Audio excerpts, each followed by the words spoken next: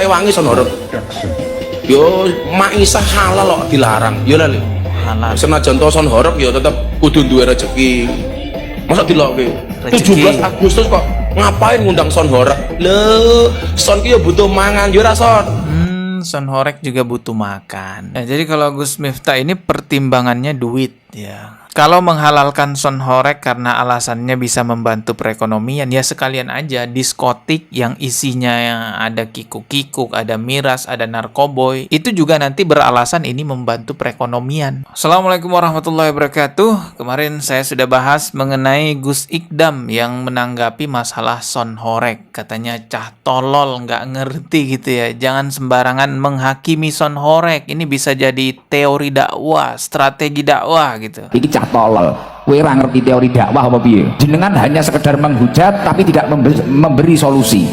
Artosipun mek guru, engko kadang nulis son horeg meresahkan, DJ meresahkan. Kita itu kadang menghujat tidak tahu aslinya gimana, pergerakannya, kebenarannya itu tidak tahu. Jadi ada mek roning video, ada nggo hujat. Nah, jadi kata Gus Ikdam, kalian cah tolol nggak ngerti tentang son horeg. Jangan menghujat terus gitu loh. Ketahui dulu son horeg itu seperti apa isinya. Jangan cuma nulis di sosial media son horeg ini mengganggu, son horeg ini meresahkan. Ya setahu kita memang meresahkan, banyak hal yang dirusak dengan son horeg itu ya. Termasuk juga wanita-wanita yang joget kayak orang perindavan. Jadi tontonan bagi anak-anak kecil. Tapi kata Gus Ikdam, ya kalian cah tolol nggak ngerti tentang itu. Ini bisa jadi teori dakwah, ini bisa jadi strategi dakwah ya, berlindung di balik atas nama dakwah. Iki cah tolol, kowe ora ngerti teori dakwah apa piye? Yang namanya pembelaan ada aja caranya ya. Udah jelas-jelas son horeg kayak begitu.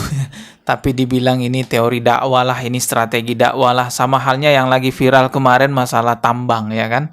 Ada yang ngebelain tambang mati-matian, terus mengatakan yang tidak suka dengan tambang, yang ingin kemurnian alam itu sama seperti Wahabi. Akhirnya muncul sebutan Wahabi lingkungan. Ya pokoknya kalau orang itu mau membela sesuatu ya ada aja caranya. Sekarang coba kita lihat nih pembelaan dari Gus Miftah. Lagi-lagi Gus ya, oknum Gus maksud saya. Kalau Gus-Gus senior seperti Gus Baha atau Gus-Gus yang memang warok gitu nggak akan sih ngebela son horeg. Yang ngebela son horeg pasti dari kalangan ya kayak Gus Miftah, Gus Ikdam atau Gus Samsudin kali ya. Coba kita lihat videonya Gus Miftah ini ngomong apa ya. Kayak wingi aku sengit ono Habib apa Ustad ngelok 17 Agustus kok ngundang son horeg. Aduh.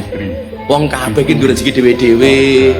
Lah kaya cangkemmu ngono sak jam dibayar, lah son horeg ora payu lah ya mesake. Tak ewangi son horeg. Tak ewangi son horeg, aku belain son horeg gitu. Yo maisah halal kok dilarang. Yo lali. Oh, halal, son horeg halal ya. Jadi kalau menurut Gus Miftah son horeg itu halal katanya ya. Tapi kalau hasil bahsul masail ya haram teman-teman, haram secara mutlak. Ayo lah yo mesake. Tak ewangi son horeg. Yo maisah halal kok dilarang. Yo lali. Halal. Senajan to son horeg yo tetep kudu duwe rezeki. Masa dilokke? 17 Agustus kok ngapain ngundang son horeg? Lho, son ki yo butuh mangan yo ra son. Son horeg juga butuh makan. Oh iya ya. Memang sewanya son horeg itu mahal guys ya. Minimal sewa son horeg itu 30 jutaan lah kalau nggak salah. Jadi memang bisnis besar di balik son horeg itu. 17 Agustus kok ngapain ngundang son horeg? Lho, son ki yo butuh mangan yo ra son. Butuh mangan. Tak ewangi kowe. Mula kowe makan son ki cewek. Aja dilokke, rezekine dhewe-dhewe kok. Gus Jalal sak semburan 500.000 enteng. Son horeg iki dadak ngotong-ngotong sak menombane. Iso urung bayan keblekan modar ya iso. Ya, jadi kalau Gus Miftah ini pertimbangannya duit ya. Son horeg itu juga butuh makan. Di balik son horeg ini ada bisnis. Kalau menghalalkan son horeg karena alasannya bisa membantu perekonomian, ya sekalian aja diskotik yang isinya yang ada kikuk-kikuk, ada miras, ada narkoboy, itu juga nanti beralasan ini membantu perekonomian. Ada-ada aja pembelaannya ya. Gus Ikdam membela dengan mengatakan ini bisa jadi strategi dakwah, kalian gak ngerti teori dakwah, cah tolol. Nah sekarang Gus Miftah membela dengan mengatakan, oh ini bisa membantu perekonomian, mereka juga butuh makan. Ya koruptor juga butuh makan, Pak Begal juga butuh makan. Jangan perut doang yang dipikirin. Sebagai muslim kita ada yang namanya halal, ada yang namanya haram. Terlebih lagi masalah sound horeg ini menimbulkan keresahan yang sangat besar sekali, kerusakan yang sangat besar sekali, tontonan yang tidak baik, moral jadi rusak. Nah, coba simak video berikut ini betapa resahnya masyarakat dengan adanya sound horeg dan betapa rendahnya SDM mereka. Coba kita lihat nih ya. Astagfirullah. Rumah warga rusak, tempat usaha orang rusak, fasilitas umum rusak, seringkali kita lihat sebagai dampak negatif dari karnaval sound horeg. Namun meski kerusakan yang ditimbulkan begitu banyak, para fans dan penyelenggara hiburan asal Jawa Timur ini gak pernah merasa kapok ataupun ngerasa bersalah. Bahkan mereka mengklaim akan semakin untung kalau kerusakan yang mereka timbulkan semakin parah. Nah, akan semakin untung kalau kerusakannya semakin parah. Kan SDM rendah kalau kayak gini namanya. Kalau sampai saya mecahin kaca, ngerontokin genteng, apalagi sampai temboknya retak, saya makin disawer, Mas. Beneran. Enggak. Jadi kalau ngerusakin rumah warga itu semakin disawer gitu ya. Mereka sawer. Satu lagu 1 juta, satu lagu 1 juta gitu. Itu dari masyarakat. Masyarakat itu semakin ada kerusakan sebetulnya. Mereka seneng. Semakin ada kerusakan semakin seneng. Rendah, SDM rendah. Gak ada yang namanya, wah ini gimana atau gimana. Wis, pasti mereka los, Mas. Rusak apa jari keri, aku sing nanggung gitu. Tapi hal itu ternyata berbanding balik dengan kenyataannya. Nah. Banyak warga yang ngerasa terganggu dengan karnaval sound horeg. Bahkan ada warga yang mengamuk gara-gara keganggu suara sound horeg. Nah, faktanya di lapangan seperti ini. Dan ketika sound horeg ngalamin insiden, sebagian warga malah bersyukur saking keganggunya dengan suara bising yang dihasilkan sound horeg.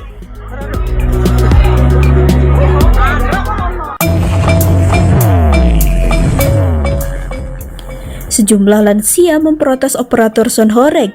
Istirahat mereka keganggu suara keras dari sound system tersebut. Tapi mirisnya protes dari dua nenek itu gak digubris sama sekali. Para kru malah kelihatan ketawa ketiwi nanggepin protes si nenek. Aduh, ngakunya hobi mahal, tapi ini sih namanya gak berakhlak dan empati. Gak beradab juga nih.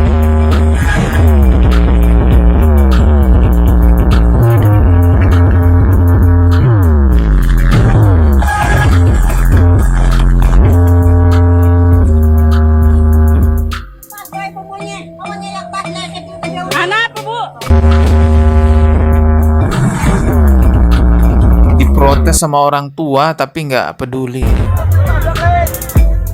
Emak-emak ini nyaris bonyok setelah nekat siram rombongan sound horeg. Kejadian ini terjadi di Kabupaten Pati. Emak-emak itu mengaku terganggu sama suara sound horeg itu. Dia sempat adu mulut dengan peserta karnaval sampai hampir menjadi bulan-bulanan para peserta. Aduh, kasihan banget nih ada ibu-ibu yang protes sound horeg hampir diamuk gitu ya, hampir dikeroyok. Parah sih. Ya pantas aja difatwain haram kalau begini ya kan. Ya wajar dong diprotes suaranya kenceng banget seperti itu. Tapi ini ibu-ibu yang memprotes malah mau dibonyokin begitu.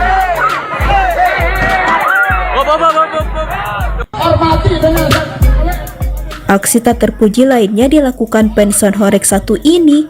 Dia ngotot mempertahankan suara musik padahal suara azan hendak akan dikumandangkan. Kelakuannya itu bikin warga ngamuk.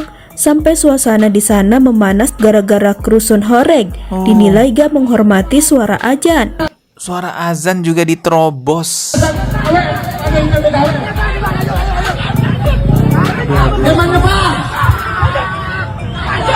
Lanjut kita.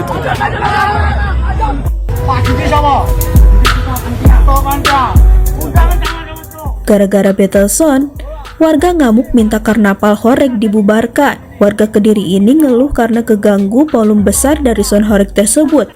Meski panitia berusaha ngejelasin, tapi bapak ini tetap kekeh minta karnaval buat dibubarin karena udah jengah dengan suara sound system yang gak ngotak. Banyak sekali yang terganggu dengan sound horeg ini. Jelas ya, video-videonya banyak sekali masyarakat yang terganggu dengan sound horeg. Yang miris dan menyedihkan itu ada ibu-ibu yang hampir mati dikeroyok karena memprotes sound horeg. Astagfirullah, padahal bisa jadi tuh ibu-ibu mungkin punya masalah pendengaran, sakit mendengarkan suara-suara bising, atau mungkin punya bayi di dalam rumahnya. Tapi mereka nggak peduli ya, malah mau ngebonyokin ibu-ibu yang memprotes. Mungkin mereka dalam keadaan mabuk juga kali ya, kan biasanya joget-joget begitu juga nggak lepas dari mabuk-mabukan. Ya masyarakat harus menolak ini karena benar-benar merusak. Kita ikut fatwa para kiai yang mengharamkan sound horeg. Adapun oknum gus-gus yang membela sound horeg, ya semoga Allah beri hidayah. Kita ketemu lagi di video berikutnya. Subscribe dan juga loncengnya ditekan sebagai notifikasi. Wassalamualaikum warahmatullahi wabarakatuh.